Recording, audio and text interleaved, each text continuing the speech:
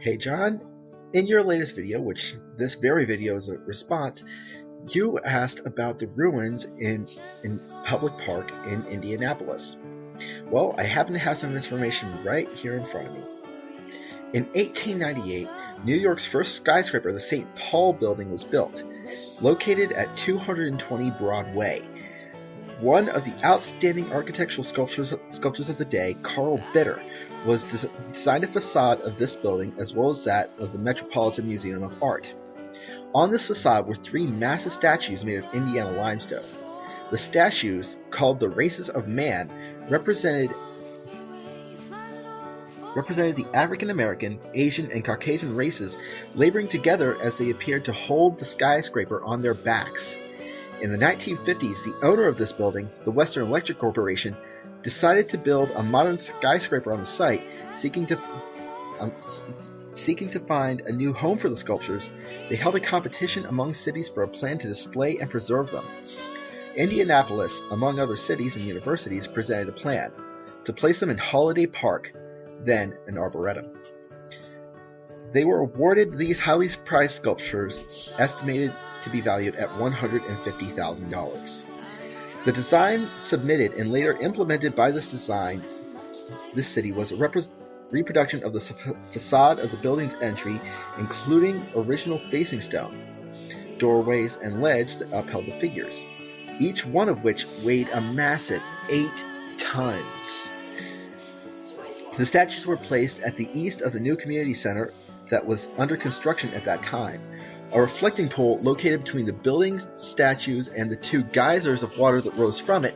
Indianapolis artist Elmer Tafflinger, who provided the sketches of the proposed structure, was chosen to carry out the design. Tafflinger worked to complete the project over the next 20 years and 5 city administrations. Tafflinger was a vocal voice in the arts in Indianapolis during this period. A contentious man, he found reason to contest many issues during his years in Indianapolis. His most prolonged campaign was for the appropriation of money that would allow him to carry out his design for the ruins. There was never enough funding for him to carry out his ideas for the project. However, the lack of sufficient funding by the city was not the only problem. Tafflinger was continually making changes and additions during the next few years as older buildings were demolished and pieces worthy of salvaging became available. They were incorporated into the design. Thus, a horse trough formerly located at the base of an historic monument on Fountain Square was positioned in the reflecting pool west of the statues.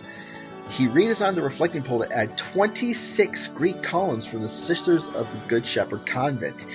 These were purchased by Indianapolis State Star and donated to the project. Moved to Holiday Park, they were installed around the reflecting pool. Still later, he obtained 4 of 8 statues that stood for many years above Marion County Courthouse when it was demolished. These were positioned on either side of the ruins. The two capitals from the columns originally at Broadway Christian Church and a stone table once part of an altar St. Paul's Church were also added. By 1970, concern about the lack of progress on the structures and the landscaping led Mayor Lugar to request the Department of Parks and Recreation to complete the project that had been initiated 12 years earlier. The ruins were finally dedicated in October 1973. As the 1976 bicentennial celebration approached, Elmer Tafflinger proposed an expansion of his design, converting it into a symbolic panorama of American history. His concept, Constitution Mall, symbolizes the American Republic in which men and women of all races are united in working for freedom and justice. The elaborate plan, which was mostly completed, added large reflecting pool at the east side of the original statues. There was mass extreme landscaping with the long lines of English hornbeams, one for each state of the Union, and groups of evergreens representing the 13 original colonies. A single columnar oak represented Washington, D.C., and the Washington Monument. Giant slabs of rough Indiana limestone were inscribed with the words of the preamble to the Constitution. We, the people of the United States, in order to perform a more perfect union, yada yada yada. Each element of the design had historic symbolism. The mall today is as much as it was at that dedication, except for changes caused by time and nature. The row of boxwoods did not thrive in Indiana winters and were replaced by a similar number of basswood trees in 2005. Several of these statues of the goddesses were damaged and unstable and had to be removed. The reflecting pools developed leaks and are no longer filled with water. After the Nature Center was opened in 2004, the old inadequate community center was torn down and the view of the ruins was much improved. Much of the landscaping of Constitution Mall has grown to grace the setting. The columnar oak that represents Washington Monument is an impressive tree, and it functions as a sundial, which much enjoyed by many children. The religion tree, a huge fir, served for a time as a living Christmas tree, decorated each year for the holidays. The great statues of the races, impressive still, look over the park that is used for recreation and nature study by families of many racial and international origins.